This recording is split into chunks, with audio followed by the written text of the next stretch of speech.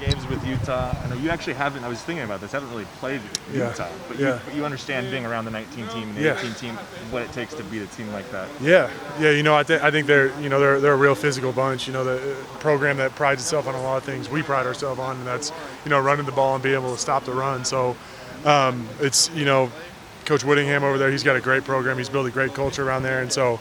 It's kind of like looking in the mirror for us right now. Two programs that pride themselves, like I said, on stopping the run and running the ball. So, it's always a really physical game. So I'm really excited for it. They're very disruptive defensively in terms of tackles for loss, sacks, and leading the conference in both. Mm-hmm. What is you see that going into a matchup? Does that alter anything for you? How do you handle? It's just going to be an extreme challenge for our offensive line, for the running backs. For everybody up front running the ball. Protection. It's going to be us passing off games, just executing our assignments to the best of our abilities. So I know the coach has got a good game plan going. So we just got to go out there and execute for us. How's your back feeling? It's feeling great. Yeah. I think the first game I was back, Washington was kind of trying to feel it out and trying to see how it was feeling, and then last game felt a lot better, and so right now I feel really good. Salah's been, again, all you guys have been key to get the results that you guys have, Alex, but Salah's been the one to take on a lot of the better edge rushers throughout the course of games. Took on Cam Good, took on Stone a lot last week. Will probably draw Tafu a good amount this week, him and TJ. How key is what Salah's done over the last month in particular to the results that you guys have had? He's been huge. The edge guys that we played, we got a lot of good edge rushers, a lot of good interior guys. Just a really underrated, an underrated part of the Pac-12 is the O-line and D-line, and especially I think the edge rushers that we've gone against. Salah's done all the tackles have done a great job of kind of neutralizing them, and that really allows us to open up the game plan and run the ball better. Give the quarterback more time so we can run deeper route. All that stuff kind of opens up. But he's done a fantastic job. When you guys are looking at them from a running game standpoint, what are the games that are most relevant to you? Is it Oregon State and UCLA and Arizona State, who had quite a bit of success on the ground and stylistically? Because, you're not a run and shoot and you're not an air raid, so I don't think that USC or Wazoo are the more relevant games. Yeah, I don't really watch that film a whole lot in terms of, because we don't really do a lot of that unless I'm looking for third down scenarios, what they're kind of running. I've been watching a lot of UCLA, Oregon State, Arizona State. A lot of those games where we run somewhat similar. There's some similarities at least there. I think we're kind of unique. I think the whole Pac-12 has a bunch of unique offenses. Oregon State runs the ball as well as anybody, so it's good to watch their film, especially when you're playing teams. But yeah, so just been kind of studying those games, studying how the defense is going to line up against those. The defense has talked about how they've gelled because they've gotten more consistent just in the personnel's played together. You guys are playing your best football now, but it's kind of hard to argue that considering how many guys are in and out of the lineup. Yeah. From a cohesive perspective, how do you account for 3 straight 250-yard rushing games, 300-yard games, protecting the quarterback with all that going on? Yeah, it's been tough this year. It's I went out and then now Ryan. It's been tough. You kind of had to juggle guys around a little bit, trying to figure out the lineup. But I think for us, there's kind of some. I don't want to say there's benefits to that, but it kind of forces guys. Okay, I have to step up my game that much more because I gotta make up for this guy not being here. If that makes sense. So I think for us, that's been the biggest thing. Is it's made us more cohesive because it's okay, we're down a guy.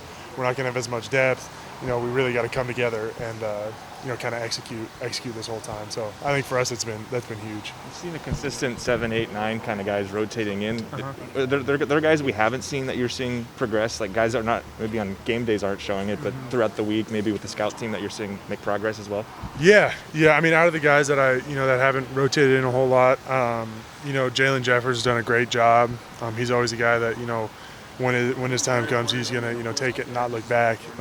He's been doing a great job, and he's a guy that you've really seen progress. Another guy, I think Kai Arneson, they kind of tried him at center, and he's been doing a great job. I've been working with him, just from snapping the ball all the way through, what the steps are on inside zone or wide zone, or on this pass play we're doing this. So I think for him, he's really improved a lot. Obviously Jackson has rotated in. He's doing a great job. So I think those are the guys that just come to mind right away. AB's a guy who seems to look for contact in the running game. He just said he doesn't like sliding. Yeah, he doesn't. As a guy who's blocking for him, I mean, what's your reaction when you see him putting his body on the line as often as he is for you guys? I think it's cool in the moment, but when we come back on Sunday, I always look at him. You got to start sliding, dude, because it's scary. I kind of hold my breath every time I see him. No, but he's a big quarterback. He loves to run the ball, and he also, I don't know if you guys saw, but one of our last touchdowns, he was out there lead blocking. So he's a very unselfish player in terms of if he's not running the ball, he's going to start blocking. So I think he's just a physical dude, and he loves the physicality of the game. I think he's probably an O-lineman at heart. Maybe in another life he was an O-lineman. No, but I wish he would slide more. But he loves the physicality, and I love that part. So. How much does that play into the way he commands respect? How you guys look at how he asserts himself as a leader, things like that? Yeah, I think for us, he's always been a great leader, but the fact that you got to be willing to put your body on the line for your brother next to you. So I think especially with that, he knows we'll do anything for him, and I know he'll do anything for us. So I think that aspect, I think that's a good point because I know he's going to put his body on the line for the team. So and we'll do the same for him. Yeah, thank you. Sorry if you've been asked this before, but you guys are traveling to altitude this weekend. You can prepare for crowd noise for weather, but it's hard to prepare for altitude. Is that something you've been focused on this week? No, I think it's kind of something that I don't know how to simulate altitude, so we can't really prepare. I mean, it's just going to be, I can't change it, so it's just going to be, it is what it is for us. We practicing the motor today, but they open up all the doors and turn on the fan, so it was pretty much the same conditions we'll be playing in. It was about 44 degrees in there, so I think for us it's just going out there and trying not to worry about whatever the external factors are and just kind of focus on what we got. I asked several coaches about this, Alex, but Yeah. it came up for you guys in particular last week. So as the center, it's the most important for you. Disconcerting signals and defensive delay has become a growing issue. And on that play where it went uncalled, but you got 12 yards anyway. Yeah, we did. So how, as a center, Yeah. how important an issue is this? How big an issue is this in the course of games? Not with any one opponent. This has happened all season. Yeah. It's happened for years. No, it has. It has. I think it is a big issue, and they need to address it. And not to name any opponents, but the opponent we played last week definitely had a read on our cadence. And first play, they kind of got away with it. I told the ref, I said, hey, just watch out for this because they're kind of mimicking. And then on the one play you're talking about, they did a full clap, and I was like, I snapped the ball and kind of nobody was really moving, and Avi's like, go! And so I just started going. I was like, dude, I heard it clap, and he's like, well, I didn't clap. I was like, okay, well then it was him.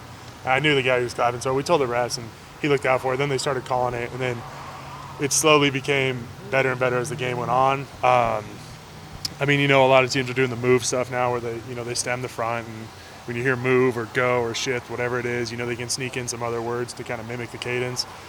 So, it kind of is what it is right now. I really hope that they kind of do look at it in the off season and try to stay on it more, because it shouldn't take halfway into the game to start calling that for a penalty. So that's just my 2 cents about it. What's the reaction when you, even in real time, forget about tape, but when you do look back at tape and see that, like, your left guard doesn't move?